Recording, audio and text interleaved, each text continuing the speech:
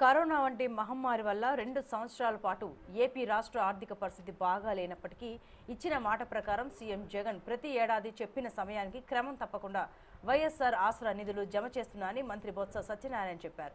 ఇదంతా కూడా జగనన్నకు అక్కా చెల్లెమ్మల పట్ల ఉన్న అమితమైన ప్రేమేనని ఆయన అన్నారు.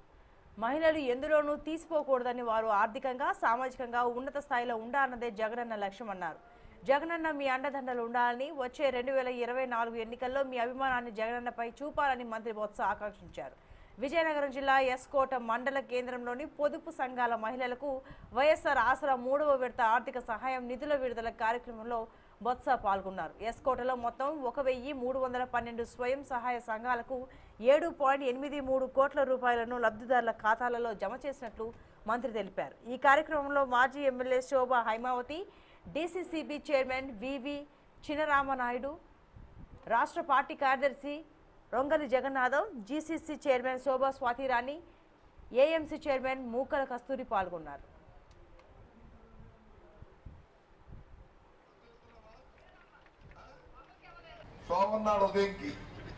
సోమవారం నాడు ఉదయానికి నుంచి మీ ఖాతాల్లో మీ అకౌంట్లలో ఈ 7,000 ఏదైతే మీకు ఇవ్వాల్సిన డబ్బు ఉందో ఆ 7,000 కోట్ల రూపాయలని మీ ఖాతాల్లో వస్తాయని చెప్పింది జగన్మోహన్ రెడ్డి గారి మాటగా మీ అందరికీ మనవి చేస్తున్నాం.